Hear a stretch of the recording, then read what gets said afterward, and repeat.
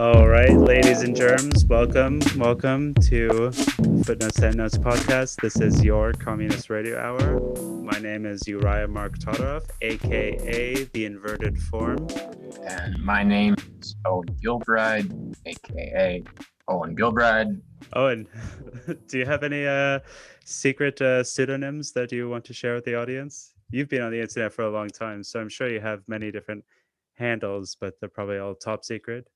No, actually, this is the same reason I haven't been able to come up with like a good music name for like 15 years, is because I can't ever come up with something that I don't think is dumb within like 20 minutes of coming up with it. Okay. Well, One time on an internet forum, I just put Steve as my name. I don't know why. Steve, I just put nice. Steve in, and then like I was on there for like 8 years. Oh my god. It got awkward after a while because people thought my name was actually Steve. I met a few of them in real life, and like they would call me Steve. That's not a real story, is it? It's more real than you would imagine. All right. Well, we're here today to discuss Communization and the Abolition of Gender by Maya Andrea Gonzalez.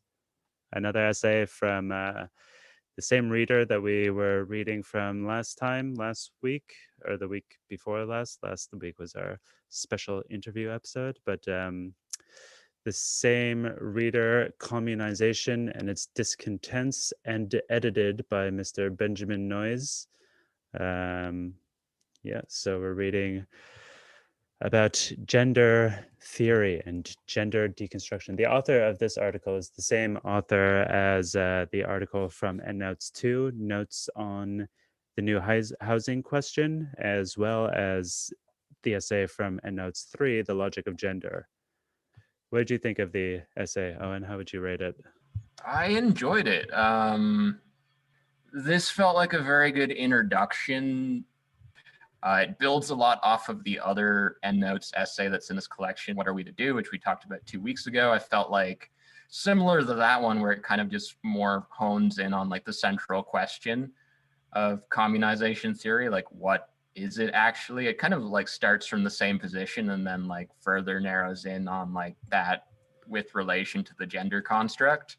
So yeah, I liked it quite a bit. I'm going to give it 4.5 Molotov cocktails out of 5. Nice. That's good. I liked it as well. I thought it was pretty accessible, and it came to like I don't know if you noticed this, but it kind of had the same concluding point as the logic of gender from Endnotes 3, which was quite a difficult essay. We were really struggling with it, as I recall. It had a lot of very technical language, a lot of like conceptual distinctions. It was very difficult. It seemed very highly condensed, whereas this essay, I don't know, somehow it was written like maybe a year or two earlier, or at least published a few years earlier than The Logic of Gender, and came to a similar conclusion in a shorter amount of pages, and it was more accessible. It's less theoretically dense, less complex, and presumably less like backed up by theory, but similar conclusion, and I thought it was a good piece of writing. Yeah. From what I recall about that Endnotes Volume 3 essay, that one had many layers of like abstraction and subtle points, whereas this one kind of just focused on like what might be considered like the two primary like sub questions of this, like the idea of gender as a social construct, and also like the actual like historical experience of like the kind of people denoted by the term women under the capitalist system. And it just sort of focuses basically on what they mean by that without like really extrapolating to any like great degree of abstraction. Yeah, I was rereading The Logic of Gender, and there's a lot of work put into specifically like developing a materialist or a Marxist feminist perspective right out of Marx, right out of the distinction between use value and general value that he makes in the opening chapters, like right out of the commodity form, and like, distinguishing between the two spheres of production and reproduction, and like elaborating how they work together, and theorizing all of these different aspects, but like really developing it out of direct quotations from Marx, and like it's very like theoretically rigorous in that sense. Whereas this essay, it's more responding to, as we'll get into, TC, Thierry Communist, the French group that Endnotes have referenced quite a bit.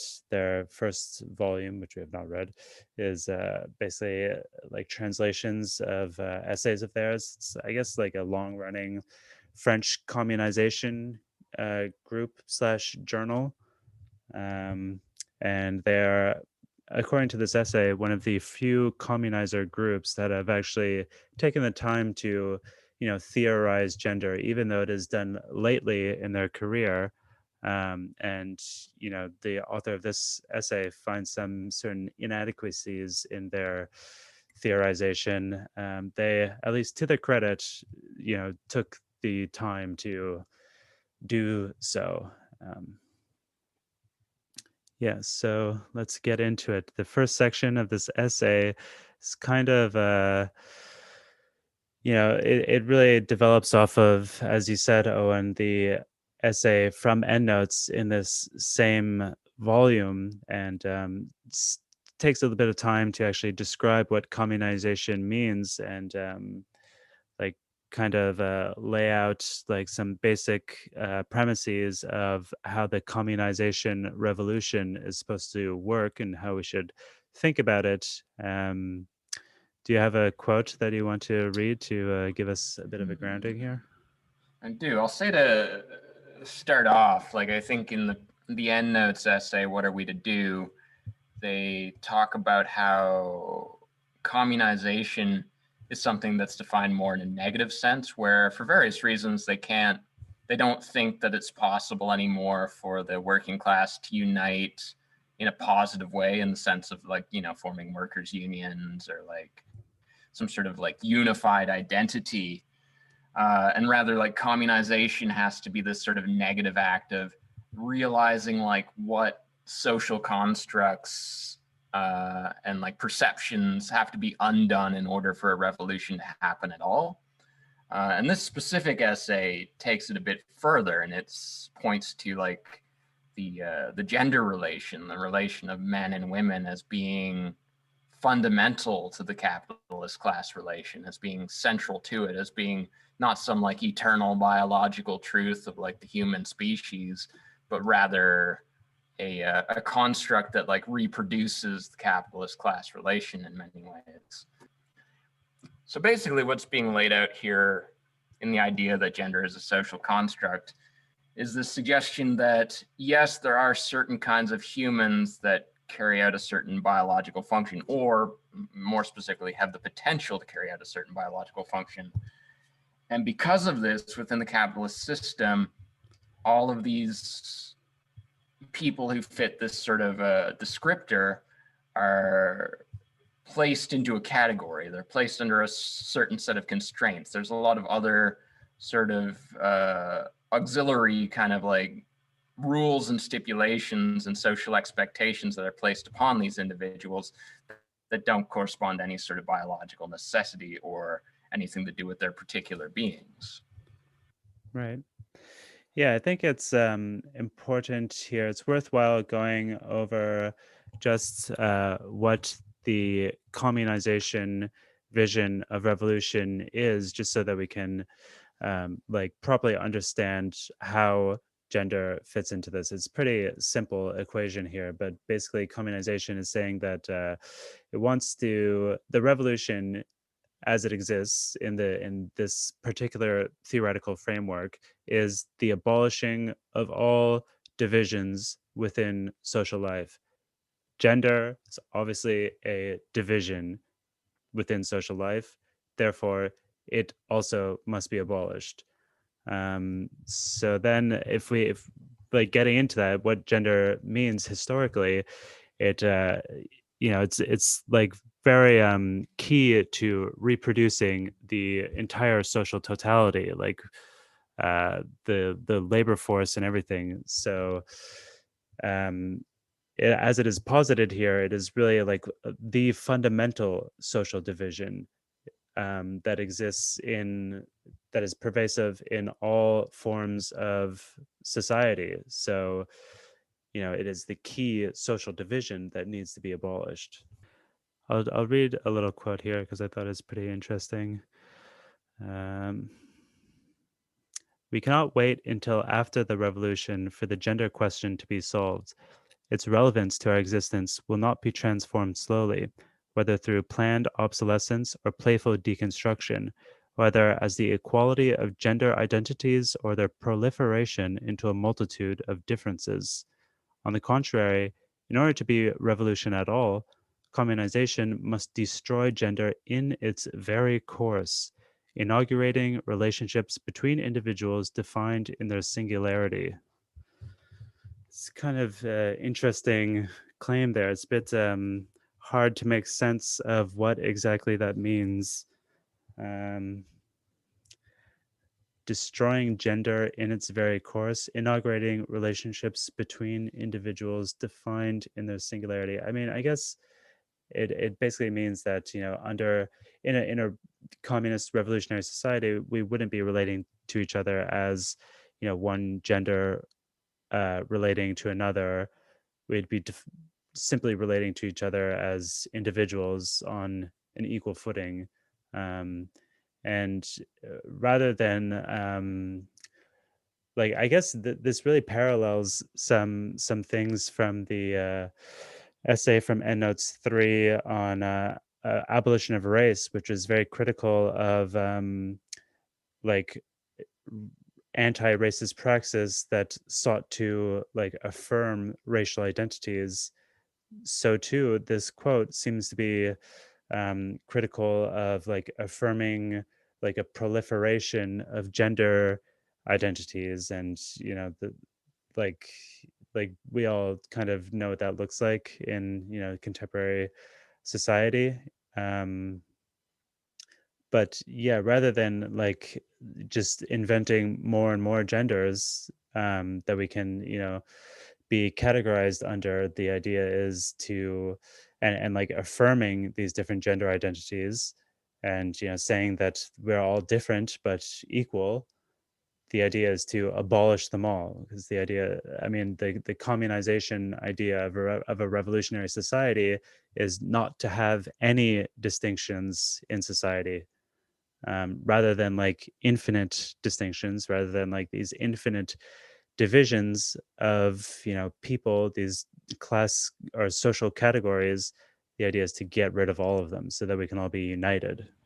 Yeah, I felt like this particular section was like pretty key for me in my reading of this.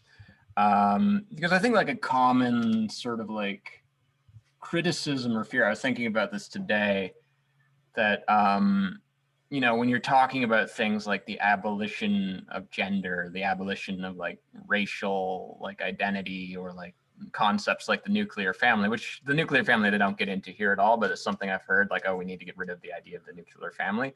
Like any of these things that are associated with like the reproductive sphere or the domestic sphere, I feel like people who aren't super familiar with the literature kind of get scared when they hear this stuff, because like in their minds, because they've been exposed to like the propaganda, when they hear about the abolition of these things, what they imagine is that like we're advocating for a world of like identical, formless, like amorphic drones that are just carrying out like this singular, like robotic kind of like hive mind. Right. When really it's like the opposite of that, where there's these existing sort of social categories, and like let's focus specifically on how it relates to gender. Like historically, there's like these social roles that you're expected to enter into based on like the biology you have at your birth. Like, oh, well, you're male, so you got to act like a man. You got to do man things. You got to like man things. You got to buy man things. Or if you're a woman, you got to like take on like women's work and like you know, act like a woman and like do this. And like obviously these things change over time, and like now we're seeing like proliferation of like new identities that are being offered up by the market. But you know, that's just sort of like a complexification. I think what's being suggested here is that what ultimately the aim of communization is to remove these categories, remove these like named things, which ultimately just serve to be branded and like sold to you and to place you in a box, and rather like adopt a worldview in which each person you're interacting with, you're just seeing them as like a unique totality. You're seeing them as like a complete individual who can't be defined based on like the category that they could theoretically be placed into based on the way they look, or like, you know, the certain proportion of chemicals in their brain or the biology that they were born with, and to just treat them as like a unique experience, Right. which, like you said, it's hard to even imagine what that would look like because we've lived our whole lives in this like atomized, categorized like world.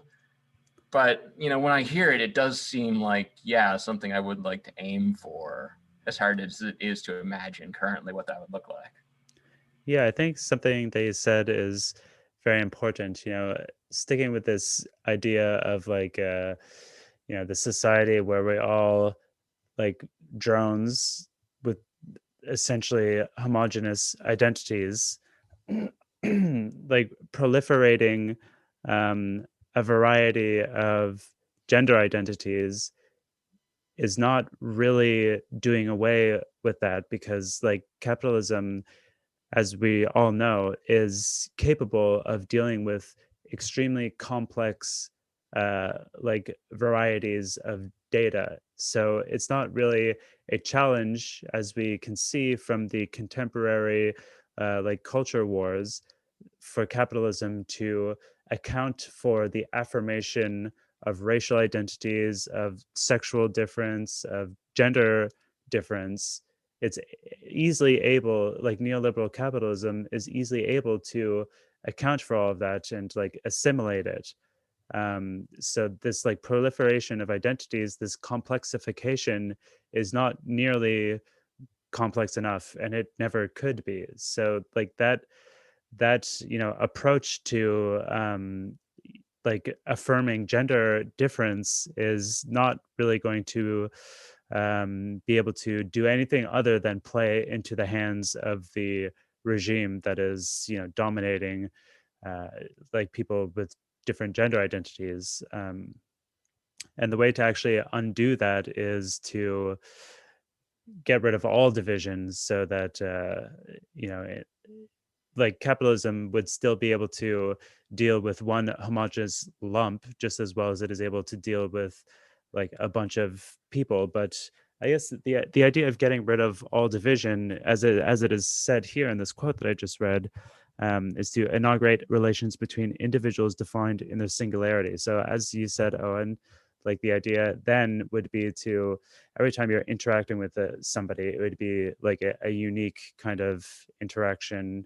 It wouldn't be defined by these quantifiable gender identities. It would be, you know, in some way unique and different each time. And like that is like the kind of infinite complexification that capitalism couldn't really uh, quantify and like assimilate into itself. That is like the kind of you know, kind of revolutionary abolishing of social differentiation that is required to actually do communism.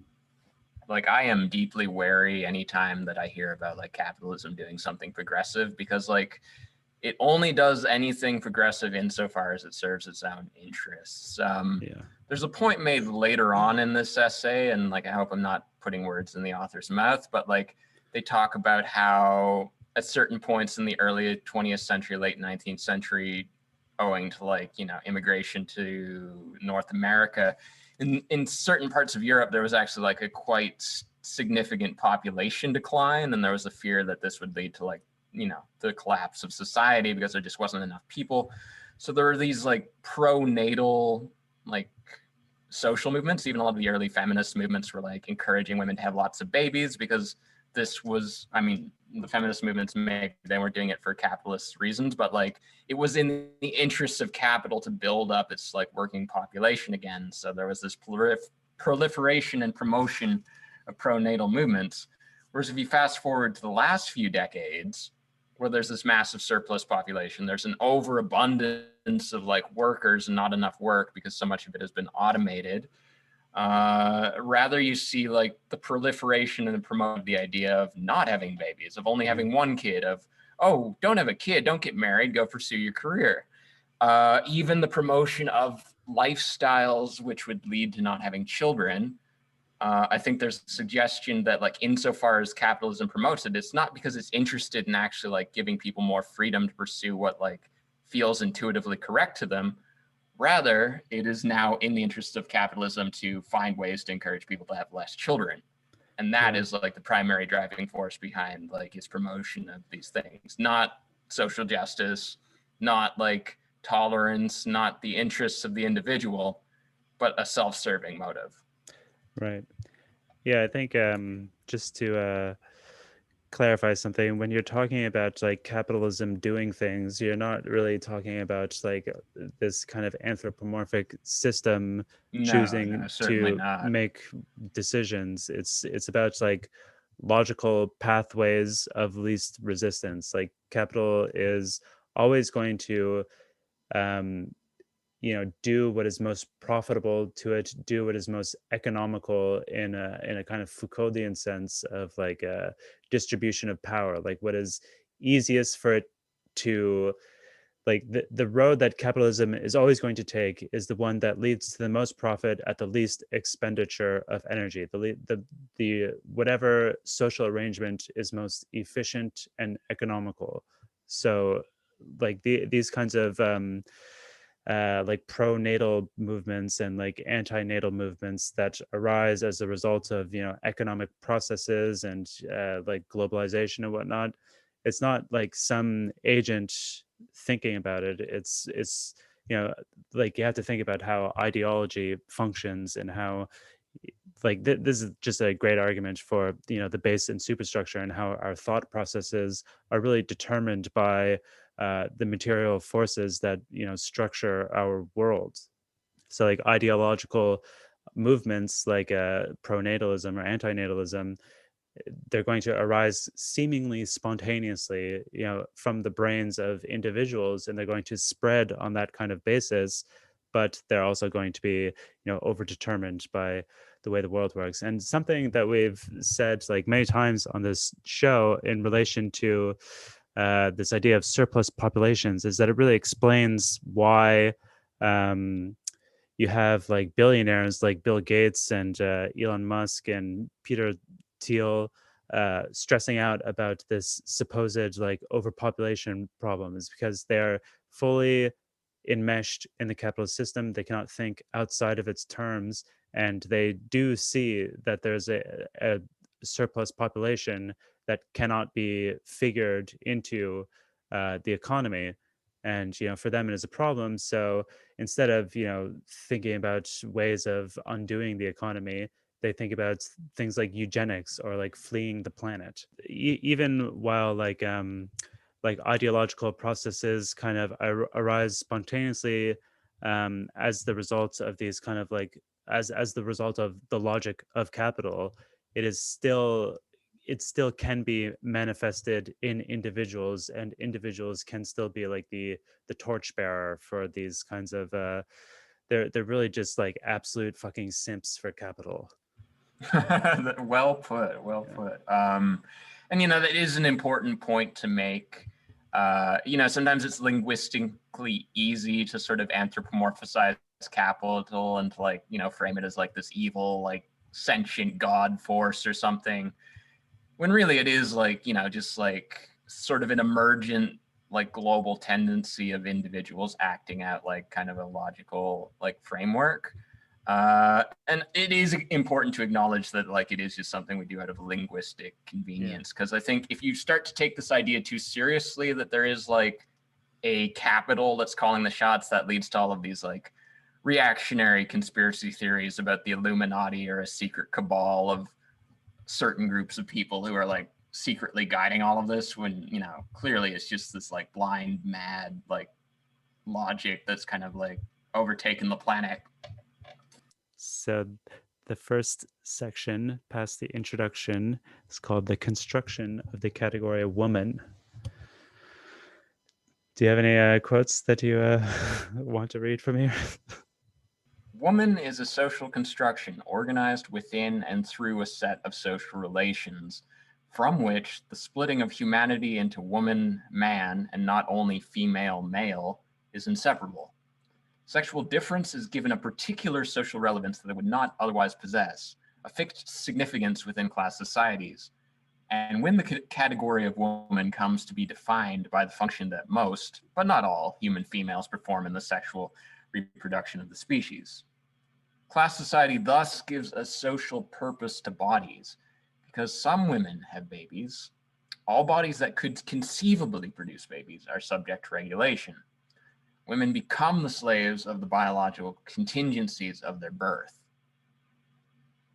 So I think what they're talking about in this section is the idea that owing to certain biological realities of our species, where, you know, it is pretty easy to like put human beings into two broad categories that perform like a binary function in terms of reproducing our species, like a necessary kind of like relationship, but albeit like one that's kind of rough and like, you know, not clearly defined. Under capitalist logic, this becomes like very strict categories from which like the entire like domestic and work spheres arise, the like production and reproduction spheres and all of the various social expectations of anyone who happens to fall into one of these categories just owing to like the biology they happen to be born with. So when we're saying that women and men are social constructs, we're not suggesting that like, oh, everyone's identical, like, and, you know, like, no, it's like, it's more that the social expectations and the entire like social realms that build up around these like basic biological ideas are the constructs that reproduce the capitalist class relation. Yeah. And I think like an important point that the Logic of Gender essay makes, which was again written by the same author, and it's from a few years later, and it's just like more theoretical, is I guess it's being made here, but it's a bit like below the surface, it seems. Whereas the Logic of Gender explicitly talks about how the creation of gender, of these gender differences, male and female, is something that we can historicize as the results of the capitalist mode of production. Um, so gender existed before there was capitalism in like different non-capitalist societies, but it existed in a separate way. We'll get into it, but specifically within capitalism, um, there's this distinction between two categories of human being based on their um, sexual difference between, like, the different bodies that people are assigned with at birth. um, so capitalism takes this fact of reality, or however we want to understand it, and then invents these two categories, and like puts a lot of like different regulations and expectations on the two categories, based on their difference and how it wants to like figure them into its totality. So I guess like the really important kind of Marxist feminist thing to emphasize here is that capitalism is really creating both sex and gender. It's like creating sex just by looking at it, by like categorizing these bodies in these different kinds of ways, and then arising from that, it is creating this kind of like artificial binary between these two things that and like putting a load of like social expectations on these two different types of human being that are like essentially artificial. They're arbitrary. um they seem to like be naturalized in some way, but yeah, really like the Marxist feminist move here is to talk about how gender is like a historical creation of this particular mode of production.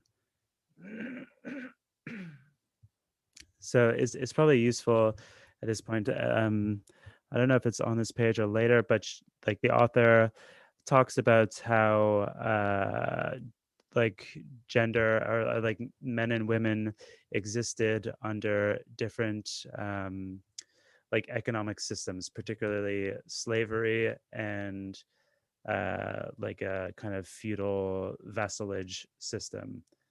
Do you want to? Do you feel like going through this, Owen? Do you feel like Yeah, making the yeah. distinction? I found this part quite interesting because it kind of gets into how, like the people denoted historically by this category, women, aka people who can get pregnant and like rear children, theoretically, uh, are like always going to be like coming out behind in the capitalist system compared to other systems. And they use the examples of slavery and vassalage, where under the system of slavery, the slave obviously belongs to the slave owner.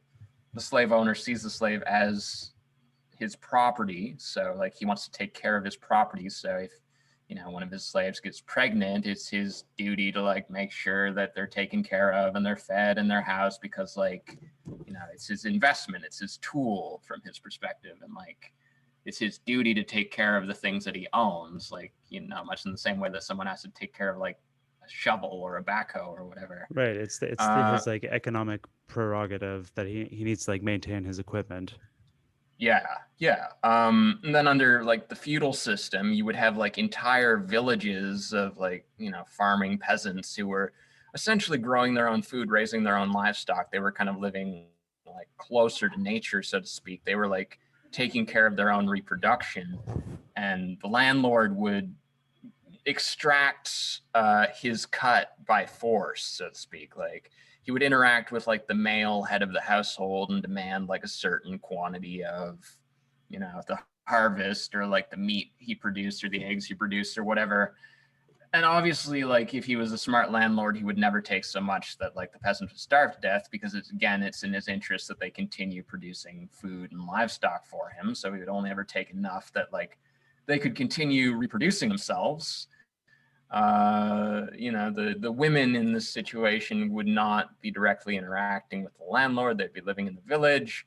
So there'd be like this entire sort of like ecosystem, so to speak, that was kind of like self-contained and self-sustaining. Now, when we get to capitalism, in the capitalist system, everyone is ostensibly equal. Everyone is a capitalist.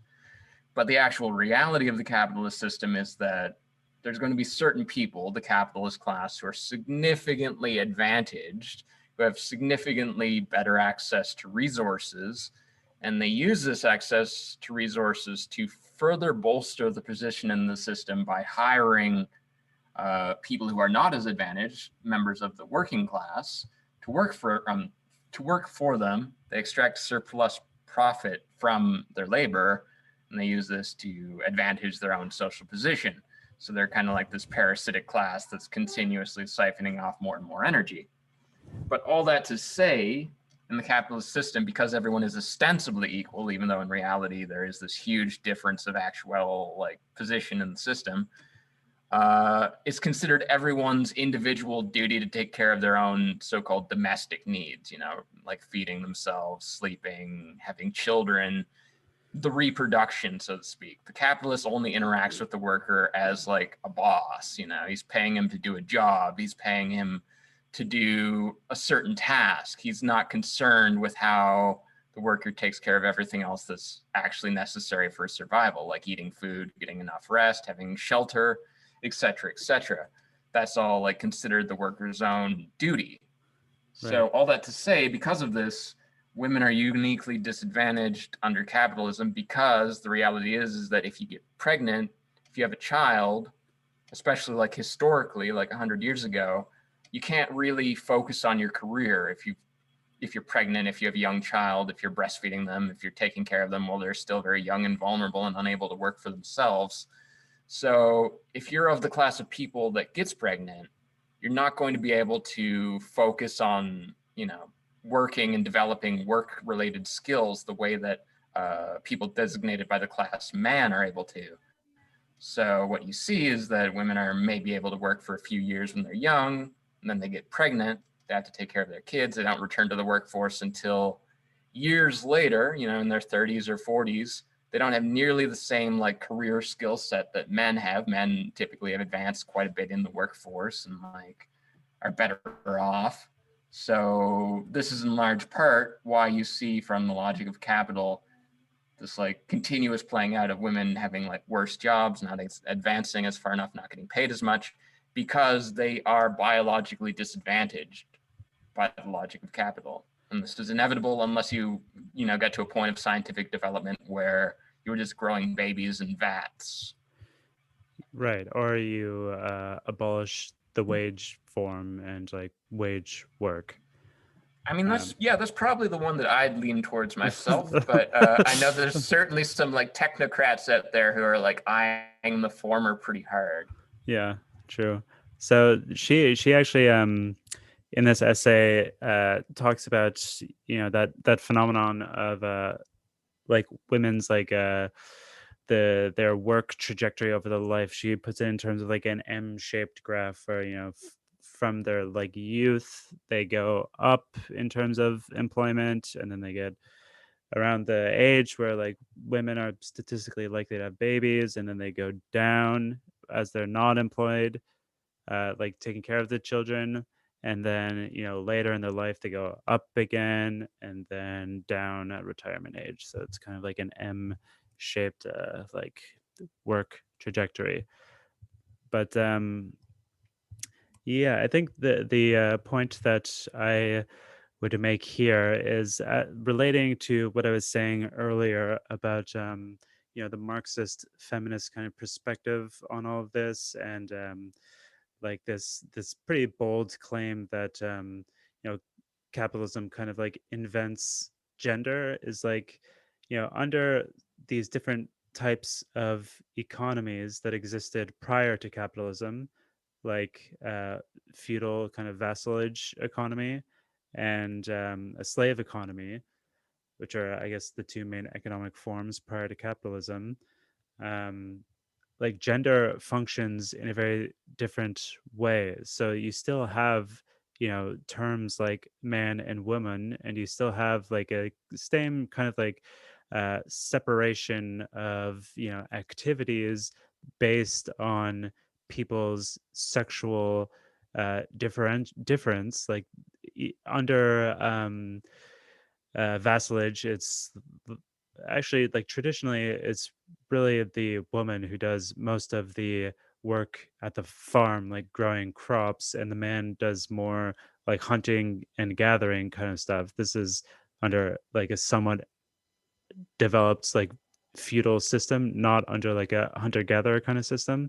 But traditionally, like the woman is more associated with kind of like earth based tasks, whereas the man is whatever. That's besides the point. The point is that like gender functions differently because like I don't know, because the economic system like understands or like separates or like distinguishes between these two separate categories in a different way. Like she talks about how like the author of this essay talks about how like under a feudal system, like the woman really only works, all of her activities are confined to the private sphere, meaning, for peasants, which is, the population that we're talking about here, like the vast population.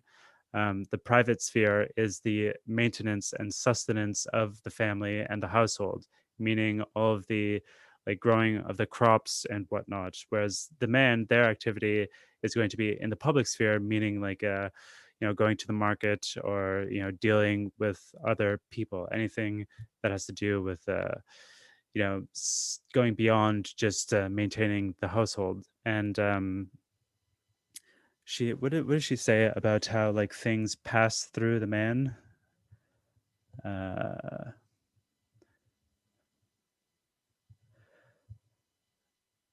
okay, property passes through his line, meaning that I guess like whatever farmstead they're able to develop as a household, and whatever you know like wealth they might be able to acquire, it is all passed through him, and he is the public representative of the household. He is the only one who really lives in the public sphere. He's the only one who has anything resembling, citizenship as we would understand it, whereas the woman is entirely confined to the private sphere. So, and then in slavery, like there is no private sphere.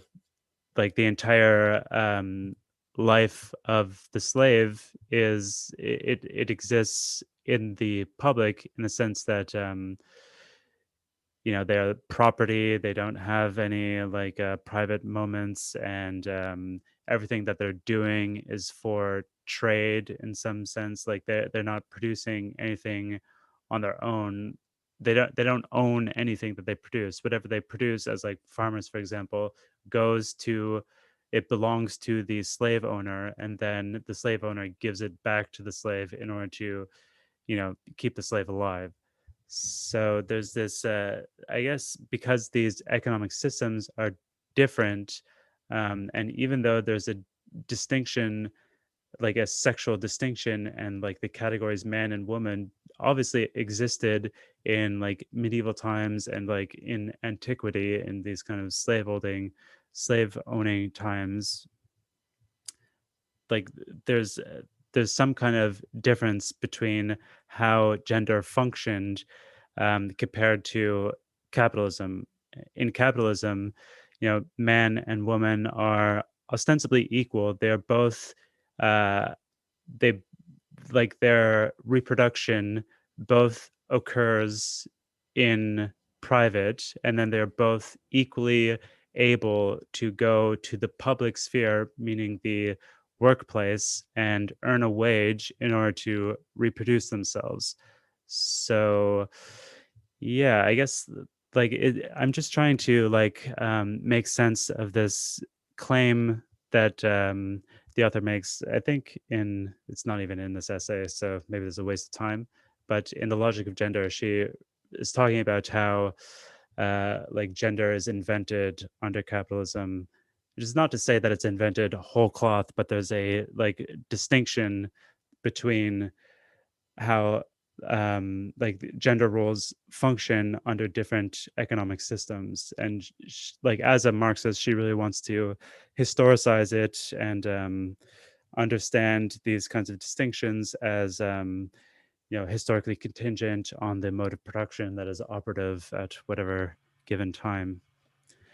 Anyway. Yeah, my interpretation of that idea, and this is my read on it, was like we're specifically talking about the capitalist notion of gender, the capitalist logic of gender, where this idea gender may have existed in other forms under other systems of social organization, but because capitalism is like the thing that we inhabit at this historical point, we living today, like we have to look at the unique challenges faced owing to like the capitalist category of gender, like the specifically capitalist notion of gender. Capitalism is like very obstinately like claiming that everyone is equal even though people are different. It's really like the liberal ideal, that everyone is Yeah, yeah, equal. yeah. You just put everybody on an equal playing field, and then you know they'll be able to take care of themselves, and everybody will have an equal opportunity or some bullshit. But Yeah. well, it's because people are in fact different. If you give them all if you start them all on the same playing fields, then they will not all end up at the same spot.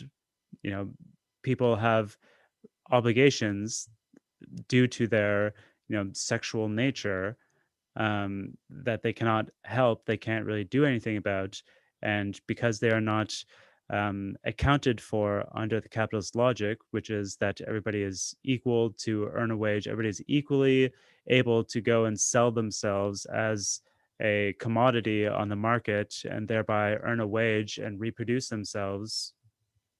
and everybody is, equally able to work their way up and, like play the game and get a better job or whatever, like dedicate their entire existence to their job, then everybody is equal, and it's not their fault. It's like capitalism is really about taking a very hands-off approach. It really wants, like, its logic is to, again, to follow the path of least resistance. So like whatever is most economical, whatever is most efficient in terms of like expenditure of forces or whatever, that is how it's going to end up, which means that it doesn't really want to account for sexual difference because that's too complicated for it.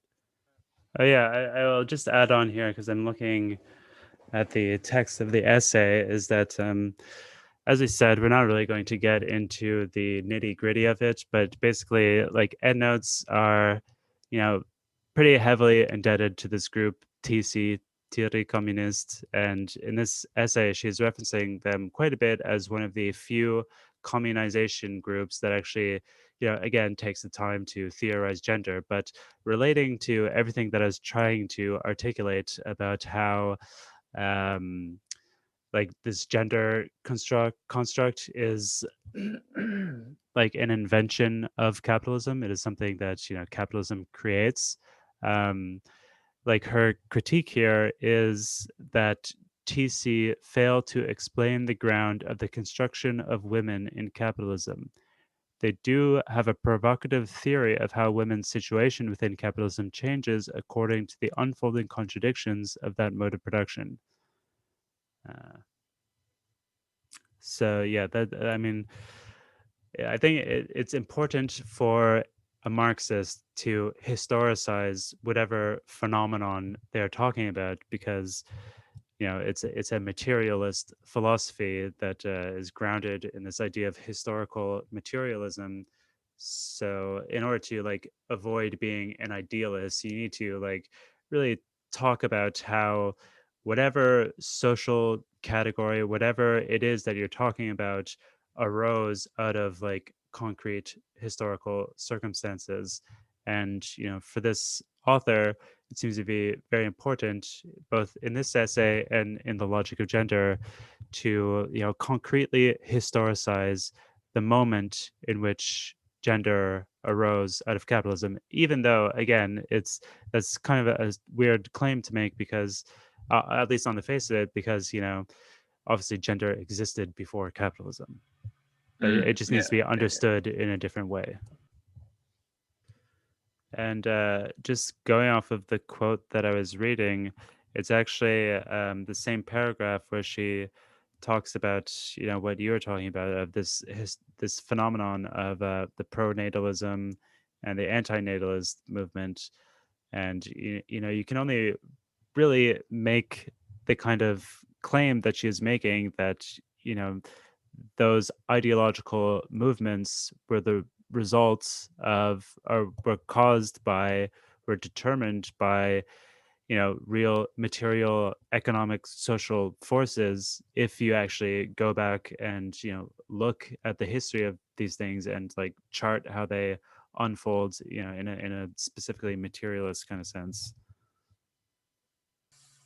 I have a couple of quotes here. I don't know if they're from this section, but I'll just read this quote if it ties in at all. Yeah. Women have a problem with markets, since markets are incompatible with women. This incompatibility comes down to two facts. First, capital cannot take direct responsibility for the reproduction of the working class. It is because workers are responsible for their own upkeep that they are forced to return again and again to the labor market. At the same time, without regard to any non-market characteristics of the workers, I skipped the line. At the same time, labor markets, if they are to remain markets, must be sex blind. Markets have to evaluate the competition between workers without any regard to non-market characteristics of the workers themselves. These non-market characteristics include the fact that half of all of humanity is sexed female. For some employers, sexual difference cannot help but appear as an additional cost. women workers are able to bear children and thus cannot be relied upon to not have children.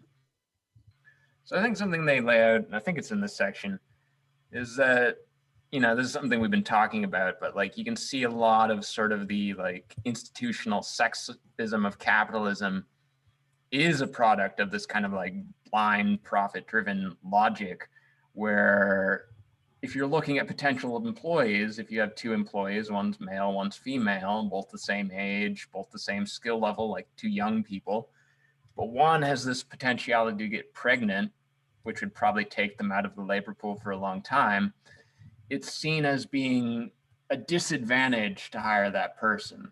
And, when this same sort of basic logic plays out across the entire market, you start to see this like consistent, like sort of disadvantaging of the entire gender.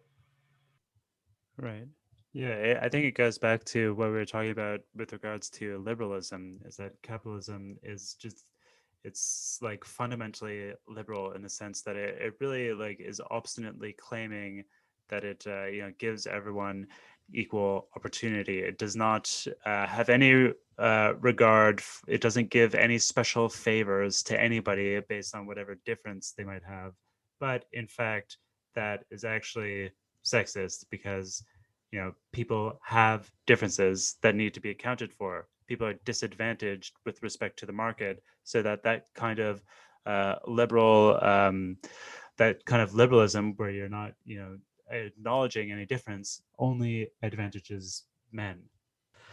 What happens at the end of this essay? She talks about how what is she? I'll read out this last paragraph. The death of the workers' movement has been considered in other texts. Its death marks also the passage from one historical form of revolution to another. Today, the presence of women within the class struggle can only function as a rift, a deviation in the class conflict that destabilizes its terms. That struggle cannot be their struggle, even if, in any given case, they form the majority of the participants. For as long as proletarians continue to act as a class, the women among them cannot but lose. In the course of struggle, women will, therefore, come into conflict with men. They will be criticized for derailing the movement, for diverting it from its primary goals. But the goal of the struggle lies elsewhere. It is only from within this and other conflicts that the proletariat will come to see its class belonging as an external constraint, an impasse which it will have to overcome in order to be anything at all beyond its relation to capital. That overcoming is only the revolution as communization, which destroys gender and all the other divisions that come between us. Damn, it's a pretty bold claim that I guess we haven't really spoken about at all over the course of this conversation. We haven't gone into that. She seems to be saying that like having this unified class identity as proletarian and trying to organize anti-capitalist struggle or the workers movement on that basis is in some way reproducing the same kind of liberal kind of exclusion, unacknowledging of difference that the market itself does. And like that kind of like broad categorization, that kind of like homogenization of everybody as a proletariat does not acknowledge gender-based differences. And in order to actually like do a revolution that is able to undo this fundamental form of like division within society, this fundamental social division between men and women, there needs to be a separate, like some other form of organizing. Yeah, this is like gives me the same feeling I've gotten multiple times reading these communization essays where it's like if you went into a room of a house and said, oh, I want to change the wallpaper in here, but as soon as you started tearing off the old wallpaper, you realized like the walls were rotting out and there was like the whole house was about to collapse, where like they're asking necessary questions, but as soon as you start asking these questions, you realize like just how many presuppositions you're still holding, even when you're trying to formulate like a revolutionary cause, Right. and how like the actual revolution is initially going to have to take place on like such a more fundamental level. Yeah, I mean, it reminds me of what we're going to be getting into soon, which is Endnotes Volume 4, which is called Unity in Separation. It really reminds me of that cliffhanger that we ended Volume 3 on, where it seemed like they're going to start theorizing on that kind of basis of, which it's something that for some reason has been coming up a lot, even as or at least I'm just like more attuned to it or something. But this idea of uniting around difference or something, or like that kind of like a differentiation, those kinds of social divisions. Like I'm pretty sure is in the last essay that we read. What are we to do or whatever? Um, this idea that it's actually like the divisions that are going to like generate a revolution or something. And it's like the overcoming of those divisions rather than I don't know, like uniting as a class or something. I don't know. It's really making me think of that phrase unity and separation. It's really making me want to get into volume 4. Yeah, I'm like very game for this because like, I mean, obviously like a lot of like, you know, the postmodernist literature from the 60s onwards dealt with like these questions of like foundational difference and ambiguity. And, you know, obviously the postmodern project gradually petered out over time. But like the questions it raised and the things it pointed to all seem extremely real and valid to me. And like, yeah. I'm interested in any sort of like more contemporary work that's like taking those basic ideas and like pushing them forward, because I think this is like where we're going to get some like actual, I don't want to say answers because it's like the opposite of an answer, a useful Right. question, let's say. Yeah. Useful questions. That's the best that we can hope for. Mm-hmm. Well, I'm going to try to pad out the rest of the year, and then we'll get into volume 4 in the new year. That's my goal that I just set for no discernible reason. I'm gonna try to pad out the rest of this year with like supplementary material, and then 2021 is the year of unity and separation, baby. Well, thank you for joining us for this episode of the Footnotes to Endnotes podcast. This has been your Communist Radio Hour. My name is Uriah Mark Todorov, aka The Inverted Form. You can follow me on Twitter using that very same handle, the @theinvertedform. My name is Owen Gilbride. You can find my music on my website, world3.tk. I should have a new album coming out soon, and currently discussing getting a tape made with some people. So should have some interesting stuff in the pipeline coming if you want to hear my tunes. But yeah, thanks for listening, and I guess we'll see you next time. Thank you for listening. We'll see you next time. Hopefully, another fun episode coming up. Thank you, and until next time. Bye.